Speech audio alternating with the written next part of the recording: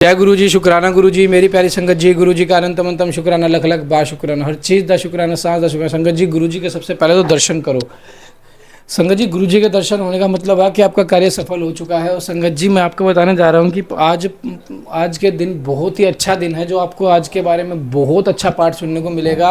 और संगत जी, 7 तारीख की जो लंगर सेवा है उसमें कोई भी संगत हमारे साथ जुड़ सकती है। मैं फिर से आपको बताना चाहता हूँ, क्योंकि काफ़ी संगत फिर कहते हैं कि हम इस महीने नहीं जुड़ पाए, हमें माफ़ करो संगत जी, हमने लेट वीडियो सुनी।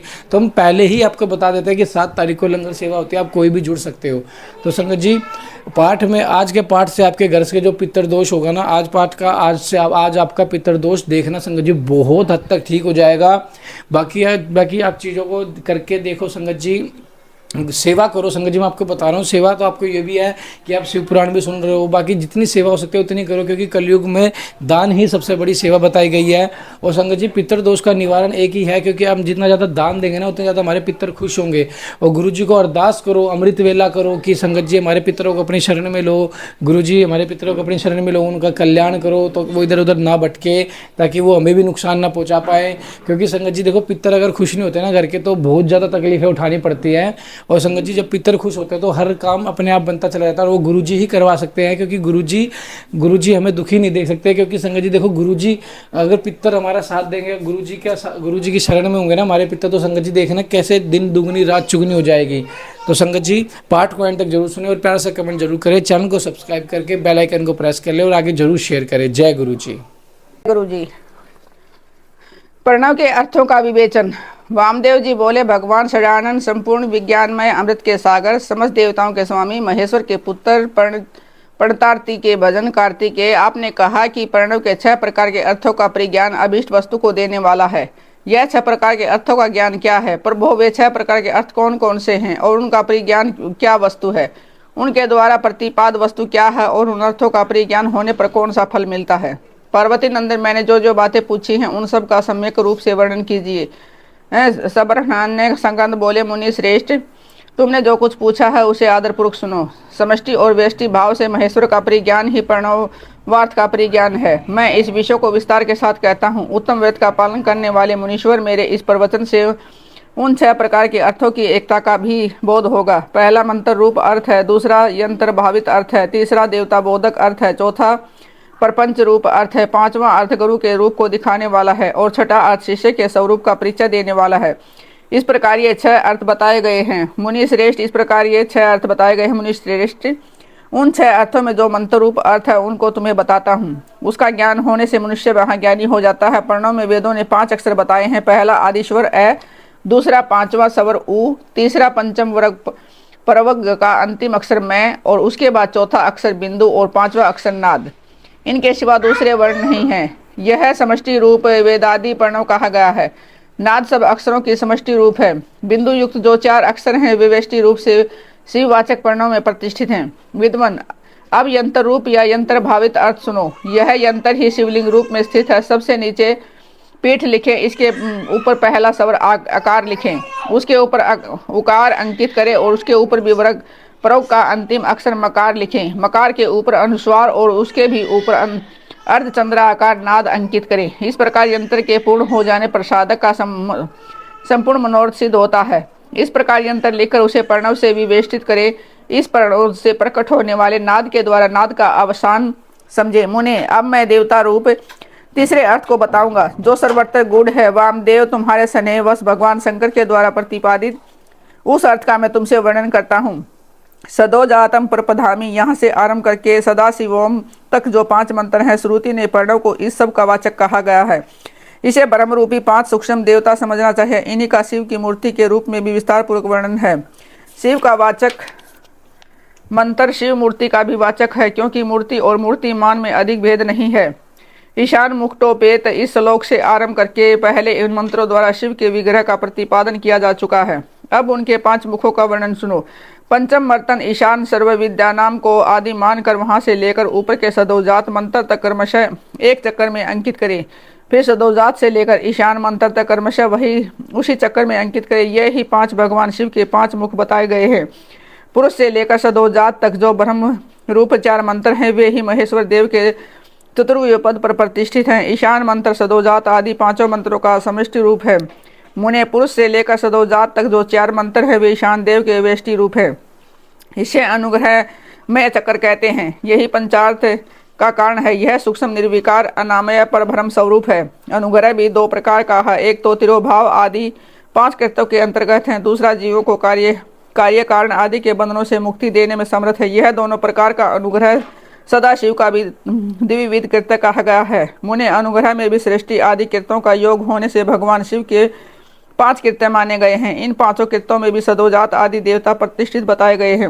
वे 5 पर ब्रह्म स्वरूपता सदा ही कल्याणदायक है। अनुग्रहमय चक्र शांति अतीत कला रूप है। सदाशिव से अधिष्ठित होने के कारण उसे परमपद कहते हैं। शुद्ध अंतःकरण करने वाले सन्यासियों को मिलने योग्य पद यही है जो सदाशिव के उपासक हैं और जिनका चित्त पर्णो उपासना में संलग्न है, उन्हें भी इसी पद की प्राप्ति होती है। इसी पद को पाकर मुनीश्वर गण उन ब्रह्म रूपी महादेव जी के साथ प्रचुर दिव्य भोगों का उपभोग करके महाप्रलय काल में शिव की समता को प्राप्त हो जाते हैं। वे मुक्त जीव फिर कभी संसार सागर में नहीं गिरते। ते ब्रह्मलोकेशु उपरांत काले परम मरेता परिमुच्यन्ति सर्वे। इस सनातन श्रुति ने इसी अर्थ का प्रतिपादन किया है। शिव का ऐश्वर्य भी यह समष्टि रूप ही है। अर्थवेद की श्रुति भी कहती है कि वह संपूर्ण ऐश्वर्य से संपन्न है। संपूर्ण ऐश्वर्य प्रदान करने की शक्ति सदाशिव में ही बताई गई है। चमका अध्याय के पद से यह सूचित होता है कि शिव से बढ़कर दूसरा कोई पद नहीं है। ब्रह्म पंचक के विस्तार को ही प्रपंच कहते हैं। इस 5 ब्रह्म मूर्तियों से ही निवृत्ति आदि 5 कलाएं हुई हैं। वे सब के सब सूक्ष्म भूत स्वरूपिणी होने के कारण रूप में विख्यात हैं। उत्तम व्रत का पालन करने वाले वामदेव स्थूल रूप में प्रकट हो जगत प्रपंच है। इसको जिसने 5 रूपों द्वारा व्याप्त कर रखा है वह ब्रह्म अपने इन 5 रूपों के साथ ब्रह्म पंचक नाम धारण करता है। मुनि श्रेष्ठ पुरुष अक्षोत्तर वाणी शब्द और आकाश इन 5 को ब्रह्मा ने ईशान रूप से व्याप्त कर रखा है। मुनीश्वर प्रकृति त्वचा पाणी सप्रश और वायु इन 5 को ब्रह्मा ही ने पुरुष रूप से व्याप्त कर रखा है। अहंकार नेत्र पर रूप और अग्नि ये 5 अघोर रूपी ब्रह्मा से व्याप्त हैं। ब्रह्म बुद्धि रसना वायु रस और जल ये वामदेव रूपी ब्रह्मा से नित्य व्याप्त रहते हैं। मन नासिका उपस्थ गंध और पृथ्वी ये 5 सदोजात रूपी ब्रह्मा से व्याप्त हैं। इस प्रकार यह जगत पंच ब्रह्म स्वरूप है। यंत्र रूप से बताया गया है कि जो शिववाचक प्रणव है वह नाद पर्यंत 5 वर्णों का समष्टि रूप है तथा बिंदु युक्त जो 4 वर्ण हैं वे पर्णों के वेष्टि रूप हैं। शिव के उपदेश किए हुए मार्ग से उत्कृष्ट मंत्राधिराज शिव रूपी प्रणव का पूर्वोक्त यंत्र रूप से चिंतन करना चाहिए। शैव दर्शन के अनुसार शिव तत्व जगत प्रपंच और जीव तत्व के विषय में विशद विवेचन था। शिव से जीव और जगत की अभिन्नता का प्रतिपादन तदंतर उत्तम श्रेष्ठ पद्धति का वर्णन करके सृष्टि स्थिति और संहार सबको शक्तिमान शिव की लीला बतलाते हुए वामदेव जी के पूछने पर सकंद ने कहा कि मुने कर्मास्ति तत्व से लेकर जो विस्तृत शास्त्रवाद है अर्थात कर्म सत्ता के प्रतिपादक कर्मफलवाद से आरंभ करके शास्त्रों में जो विविध विषयों का विशद विवेचन है वह ज्ञान प्रदान करने वाला है। अतः ज्ञानवान पुरुष को विवेक पूर्वक इसका श्रवण करना चाहिए। तुमने जिस शिष्यों को उपदेश दिया है उनमें से कौन से तुम्हारे समान है? वे अधम शिष्य आज भी अन्य शास्त्रों में भटक रहे हैं, अनिश्वरवादी दर्शनों के चक्कर में पड़कर मोहित हो रहे हैं। 6 मुनियों ने उन्हें शाप दे रखा है क्योंकि पहले वे शिव की निंदा किया करते थे। अतः उनकी बातें नहीं सुननी चाहिए क्योंकि वे अन्यथावादी शिव शास्त्र के विपरीत बात करने वाले हैं। ये 5 अवयवों से युक्त अनुमान के प्रयोग के लिए भी अवकाश है ही। उत्तम व्रत का पालन करने वाले वामदेव जैसे धूम का दर्शन होने से लोग अनुमान द्वारा पर्वत पर अग्नि की सत्ता का प्रतिपादन करते हैं, उसी प्रकार यह प्रत्यक्ष प्रपंच के दर्शन रूप हेतु का अवलंबन करके परमेश्वर परमात्मा को जाना जा सकता है। इसमें संशय नहीं है।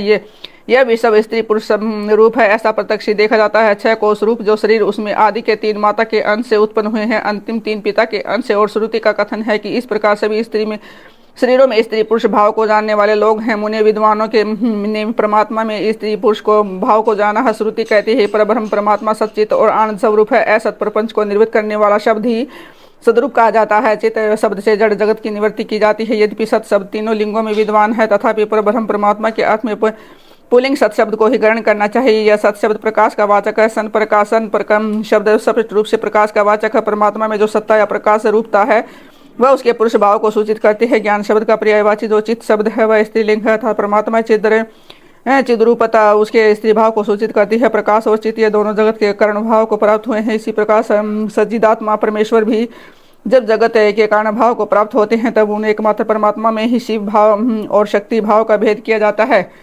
जब तेल और बत्ती में मलिनता होती है तब उसके प्रकाश में भी मलिनता आ जाती है। चिता की आग आदि में असीवता और मलिनता स्पष्ट देखी जाती है। तब मलिनता आदि आरोपित वस्तु है। इसका निवर्तक होने के कारण परमात्मा के शिव तत्व का ही श्रुति के द्वारा प्रतिपादन किया गया है। जीव के आश्रित जो इच्छा शक्ति है वह सदा दुर्बल होती है। उसकी निवृत्ति के लिए ही परमात्मा में सर्वकालिक सर्वशक्तिमता विद्वान है। ईश्वर बलवान और शक्तिमान है। यह व्यवहार देखा जाता है कि महामुनि वामदेव लोक और वेद में भी सदा ही परमात्मा की शिव रूपता और शक्ति रूपता का साक्षात्कार करा गया है। शिव और शक्ति के सहयोग से निरंतर आनंद प्रकट रहता है। अतः मुनि उस आनंद को प्राप्त करने के उद्देश्य से ही पाप रहित मुनि शिव में मन लगाकर निरामय शिव परम कल्याण एवं परमानंद जो प्राप्त हुए हैं। उपनिषदों में शिव और शक्ति को भी सर्वात्मा एवं ब्रह्म कहा गया है। शब्द ब्रह्म से बहिधाता अर्थगत व्यापकता एवं सर्वात्मकता का ही प्रतिपादन होता है। शंभु नामक विग्रह में बृहणतव और बृहतव व्यापकता एवं विशालता नित्य विद्यमान है। सदोजात आदि पंच ब्रह्ममय शिव विग्रह में विश्व की प्रतीति ब्रह्म शब्द से ही कही गई है। वामदेव हंस पद को उल्ट देने से सोहम पद बनता है। उसमें प्रणव का पारकट्य कैसे होता है तुम्हारे सनेवस में बता रहा हूँ, सावधान होकर सुनो। सोहम पद में सकार और हकार नामक दो व्यंजनों को त्याग देने से स्थूल ओम शब्द बच जाता है जो परमात्मा का वाचक है। तत्वदर्शी मुनि कहते हैं कि उसे महामंत्र रूप जानना चाहिए। उसमें जो सूक्ष्म महामंत्र उसका उदाहरण मैं तुम्हें बता रहा हूँ। हंस पद में 3 अक्षर है ऐसा इन तीनों में जो ए है वह 15वें और 16वें के साथ है। सकार के साथ जो ए है वह विसर्ग सहित है। वह यदि सकार के साथ ही उठकर हम के आदि में चला जाए तो हंस के विपरीत सो अहम यह महामंत्र हो जाएगा। इसमें जो सकार है वह शिव का वाचक है। शिव ही सकार के अर्थ माने गए हैं। सत्यात्मक शिव ही इस महामंत्र के वाचक हैं। यह विद्वानों का निर्णय है। गुरु जब शिष्य को इस महामंत्र का उपदेश देते हैं तब सोहम पद से उसको साक्यात्मक शिव का ही बोध कराना अभिष्ट होता है। अर्थात यह अनुभव करे कि मैं साक्यात्मक शिव रूप हूँ। इस प्रकार यह मंत्र जीव परक होता है अर्थात जीव की विश्व रूपता का बोध कराता है। जब पशु अपने को साक्यात्मक एवं शिव का अंश मानकर शिव के साथ अपनी एकता सिद्ध हो जाने से शिव की समता का भागी हो जाता है तब श्रुति के प्राज्ञम भ्रम इस वाक्य में जो प्रज्ञानम पद आया है उसके अर्थ को दिखा जा रहा है। प्रज्ञान शब्द चैतन्य का पर्याय है। इसमें संशय नहीं है। मुनि शिव सूत्र में कहा गया है कि चैतन्य आत्मा अर्थात आत्मा चैतन्य रूप और चैतन्य शब्द से सूचित होता है कि जिसमें विश्व का संपूर्ण ज्ञान तथा स्वतंत्रता पूर्वक जगत के निर्माण की क्रिया संभावता विद्यमान है उसी को आत्मा या परमात्मा कहा गया है। इस प्रकार मैंने यहाँ शिव सूत्रों की व्याख्या की है। ज्ञानम बंदय है दूसरा शिव सूत्र है। इसमें पशु वर्ग का लक्षण बताया गया है। उसमें इसी सूत्र में आदि पद ज्ञानम के द्वारा किंचित मात्र ज्ञान और क्रिया का होना ही जीव का लक्षण कहा गया है। यह ज्ञान और क्रिया पराशक्ति का प्रथम संपादन है। कैसन यजुर्वेद की सवेता सवतर शाखा का अध्ययन करने वाले विद्वानों ने स्वभावी की ज्ञान बल क्रिया है इस श्रुति के द्वारा इसी पराशक्ति का प्रसन्नतापूर्वक सत्वन किया है। भगवान शंकर की 3 दृष्टियां मानी गई हैं, ज्ञान क्रिया और इच्छा रूप। ये तीनों दृष्टियां जीव के मन में स्थित हो हैं। इंद्रिय ज्ञान गोचर देह में प्रवेश करके जीव रूप हो सदा जानती और करती हैं। अतः यह दृष्टि त्रय रूप जीव आत्मा का स्वरूप है ऐसा निश्चित सिद्धांत है। अब मैं जगत प्रपंच के साथ प्रणव की एकता का बोध करने वाले प्रपंचार्थक का वर्णन करूंगा। ओमित इदम सर्वम अर्थात यह प्रत्यक्ष दिखाई देने वाला समस्त जगत ओंकार है। यह सनातन श्रुति का कथन है। इसमें प्रणव और जगत की एकता सूचित होती है। तस्मादा इस वाक्य से आरंभ करके तैतरीय श्रुति ने संसार के सृष्टि के कर्म का वर्णन किया है। वामदेव इस श्रुति का जो विवेकपूर्ण तात्पर्य है उसमें मैं तुम्हारे स्नेह बस बता रहा हूँ, सुनो। शिव शक्ति का सहयोग ही परमात्मा है। ज्ञानी पुरुषों का निश्चित मत है। शिव को की जो पराशक्ति है उसमें चित्त शक्ति प्रकट होती है। चित्त शक्ति से आनंद शक्ति का प्रादुर्भाव होता है। आनंद शक्ति इच्छा शक्ति का उद्भव होता है। इच्छा शक्ति से ज्ञान शक्ति और ज्ञान शक्ति से 5वीं क्रिया शक्ति प्रकट हुई है। मैंने इन्हीं से निर्वृत्ति आदि कलाएं उत्पन्न की हैं। विचिक शक्ति से नाद और आनंद शक्ति से बिंदु का प्रकट बतागा। इच्छा शक्ति से मकार प्रकट हुआ है। ज्ञान शक्ति से 5वां स्वर उकार उत्पन्न हुआ और क्रिया शक्ति से आकार की उत्पत्ति हुई। मुनीश्वर इस प्रकार मैंने तुम्हें प्रणव की उत्पत्ति बतलाई है। अब ईशान आदि पंच ब्रह्म की उत्पत्ति का वर्णन सुनो। शिव से ईशान उत्पन्न हुए हैं। ईशान से तत्पुरुषों का प्रादुर्भाव हुआ था। तत्पुरुष से अघोर का, अघोर से वामदेव का और वामदेव से सदोजात का पारकट्य हुआ। इसी प्रकार अक्षर प्रणव से ही मूलभूत 5 स्वर और 33 व्यंजन के रूप में 38 अक्षरों का प्रादुर्भाव हुआ है। जब कलाओं की उत्पत्ति का कारण सो ईशान से शांति तिया कला उत्पन्न हुई है।